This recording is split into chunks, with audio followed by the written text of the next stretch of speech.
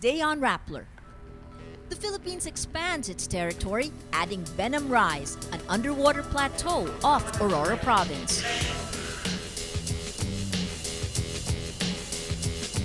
U.S. President Barack Obama tells troops in Afghanistan the time of war ends and a new era dawns.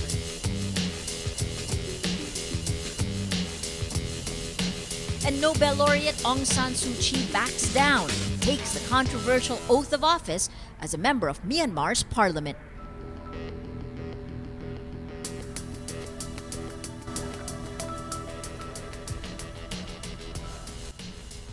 Hello, I'm Maria Ressa. Welcome to Rappler, your social news network. We at Rappler promise uncompromised journalism that hopefully inspires smart conversations and ignites a thirst for change. Well, the Philippines just expanded its territory. It now includes Benham Rise, an underwater plateau off the coast of Aurora. Benham Rise is all of 13 million hectares and is larger than Luzon. The United Nations approved the Philippines' claim to the underwater plateau. This is the Philippines' first successful validation of a territorial claim under the UN Convention on the Law of the Sea. No other country is claiming Benham Rise, unlike Scarborough Shoal or Spratly Islands. Marine law expert Jay Batongbakal says the 2,000 to 5,000 meter deep area is potentially a rich source of manganese and natural gas, but warns it has not been explored. Environment Secretary Ramon Pajes says Benham Rise is the future. He adds, "We've been saying this in the past. This country can provide for its own energy." Well, an international labor organization study affirms what our overseas foreign workers were saying all along. Some of the lowest wages in the world can be found in the Philippines. The Philippine average monthly wage of $279, or roughly 11,700 pesos, places the country at the bottom 3 of the 72 listed countries, just above Pakistan and Tajikistan. The world's poorest countries were not included in the study. In contrast, the highest average monthly wage is Luxembourg's, with $4,089. The ILO presented a world average monthly wage of $1,480 based on statistics per country. The statistics includes only wage earners and not the self-employed.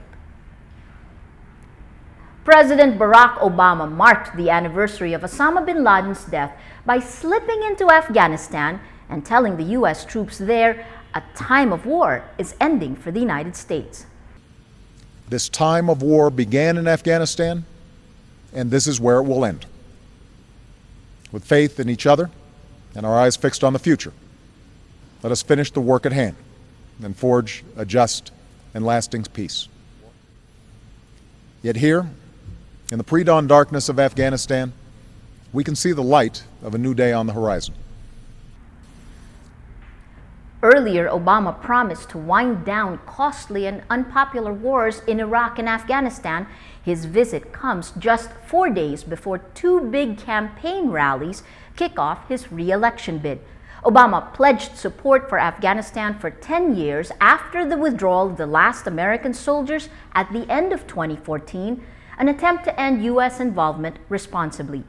Critics say that's not enough, warning a hasty pullout could repeat history. After the Soviets and Americans pulled out of Afghanistan in 1989, it created a power vacuum that gave birth to Al-Qaeda. So what happened was Afghanistan crumbled and it became a terrorist safe haven. Yes. So the same thing is likely to happen unless the international community, especially the Western nations that have the discipline and the resources, they remain committed to the security and stability of Afghanistan. A United States official confirms escaped Chinese activist Chen Guangzheng, rumored to be hiding at the U.S. Embassy in Beijing, is now at a medical facility in the city. The official says Chen will be reunited with his family. The news comes hours after Secretary of State Hillary Clinton arrived in China for talks. China now demands an apology for what it calls interference in its affairs. Chen angered Chinese authorities by exposing forced abortions and sterilizations under China's one-child policy. He fled house arrest last week despite round-the-clock surveillance and sought refuge in the U.S. Embassy. The 40-year-old self-taught lawyer has been blind since childhood. He thanked the United States for arranging his safety and told Clinton, "I want to kiss you." Well, pro-democracy leader Aung San Suu Kyi takes her oath as a member of Myanmar's parliament. Suu Kyi and members of her National League for Democracy read the parliamentary oath. Her party won 43 of 44 seats it contested last April. Earlier, Suu Kyi refused the oath, which pledges to safeguard and abide by the Constitution, objecting specifically to the term safeguard. She later conceded her position after Myanmar's president refused to compromise. The Nobel laureate's oath marks a dramatic turn in the fortunes of the 66-year-old. Suu Kyi lived under house arrest for most of the past 20 years and now plays a key role in her nation's transition to democracy. Well, now it's St. Teresa's College's turn to sue. The Catholic school filed criminal charges against the parents of 3 of its high school students for allegedly failing to supervise their children. The school banned the 3 from graduation ceremonies after officials saw the students' bikini photos on Facebook. Sunstar Cebu reports STC filed the case to, quote, affirm their parental responsibility in helping the school develop the students. According to the school's complaint, the parents violated the anti-child abuse law because they failed to supervise their children. The result, the girls engaged in vices and immoral acts, referring to the photos of the students wearing bikinis. The parents of the 3 girls went to court over the graduation ban. A Cebu city judge ruled the students should be allowed to attend graduation, but the school defied the order, saying it was deficient. Well, let's now look at Rappler's Wrap for today, a list of the 10 most important events around the world you shouldn't miss. At number 5, Manila hosts the 2012 Asian Development Bank meeting starting today, May 2. Foreign guests, including finance ministers, central bank executives, and top-ranking government officials, attend the meeting. The event highlights key industries that drive growth for the Philippines. On the first day, the ADB announces it raised $12 billion for anti-poverty efforts. For number 7, a British Parliament report declares media mogul Rupert Murdoch unfit to run a major international company. The report follows the probe into a hacking scandal that rocked Murdoch's News of the World newspaper last year. And at number 8, the Department of Health says it is closely monitoring a rare and deadlier strain of dengue first found in Cebu in Zamboanga City 2 years ago. The DOH says dengue cases are increasing, adding cases usually increase when there are new serotype strains. And finally, at number 10, Facebook introduces a new feature which allows users to declare organ donor status. The move aims to help millions of people waiting for organ donations. Facebook founder Mark Zuckerberg says the inspiration came from people using Facebook to solve social problems.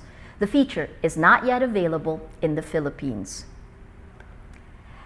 A palarong pambansa veteran, a person with disability, is now training for the London Paralympics. Roger Tapia remembers how palaro changed his life. This report from Jonathan Baldoza. From afar, Roger Tapia appears to be an ordinary athlete. He trains on the field, laughs with his teammates, and enjoys the bright sunshine. But Tapia is no ordinary athlete. He has a cleft lip, which makes it hard for him to talk, and is missing a left arm. Growing up, Tapia made sure his disability did not stop him from running. Nag-stop ako noong group 5 ako high school. Sumali ako sa mga laro sa amin sa pabugbog. Tapos sumali ako sa mga regular look sa Pangasinan. Tapos sumali ako sa palarong pangbansa. His big break came when he competed against able-bodied athletes at the 2008 Palarong Pambansa held in Palawan. Kuluha ako yung coach ko sa Ilocos, si Coach Algaya. Kuluhan niya ako dito sa Professional University para nag-atleta at nakapag-aral. Kaya nakilala ko si Coach Pedro. Saka si Coach Elwa. Coaches noticed that even if disabled, Roger was an impressive athlete. Pansin namin sa kanya, nakakaiba yung talent niya compare kung normal man siya, mas magaling sana. Pero although talagang may kapansanan, ang na-observe namin, nakakasabay siya doon sa mga normal. Although superior yung normal, no? Kasi kumpleto. Pero sa other side, nakita namin, pagdating sa mga disabled, superior siya. Jojo Muros and his wife Elma, one of Asia's greatest track athletes and a proud Pinay Olympian, recruited Roger for an athletic scholarship in Jose Rizal University, which at that time was starting a track and field team. At first, Roger had a hard time in school, but after he started winning medals, he gained more confidence. In the recently concluded ASEAN Para Games held in Indonesia last December, Roger brought home 3 medals, 2 silvers for the 100-meter and 200-meter events, and a gold for the 400-meter event. This year, he is scheduled to compete in the London Paralympics, considered one of the biggest and most prestigious games for the disabled. So far, he's the only Filipino representative for athletics, a feat that makes his coaches proud and determined to train him even harder. So basta ang sabi ko naman sa kanya, kami mga coaches, nagmo-motivate sa kanya na gawin mo yung dapat mong gawin doon. Kasi ito na yung chance, ito na yung the highest, biggest na competition, yung Olympic. Lahat iyan yung ini-aim na makarating ka sa competition na yan. So napakalaking bagay na marating niya yon. Sana naman yung kumbaga sa gawin niya na lahat. Ipakita na niya kung ano man.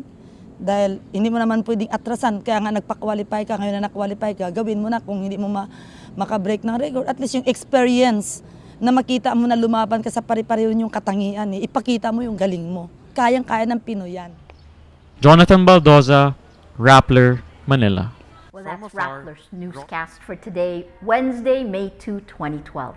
Visit Rappler.com and watch our newscast Monday to Friday. Tell us how you feel on our mood meter. I'm Maria Ressa. As we say at Rappler, tomorrow begins today.